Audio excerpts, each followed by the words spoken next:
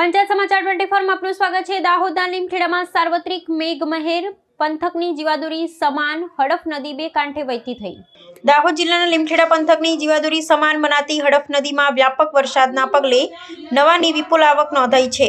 સમગ્ર વિસ્તારમાં સાર્વત્રિક મેઘમહેર થતા લાંબા સમય બાદ હડફ નદી બંને કાંઠે વહેતી થઈ છે, જેના કારણે સ્થાનિક જળ સંકટ દૂર થવાની ઉજળી તકો ઊભી થઈ છે અને પ્રકૃતિ સોળે કળાએ ખીલી ઉઠી છે।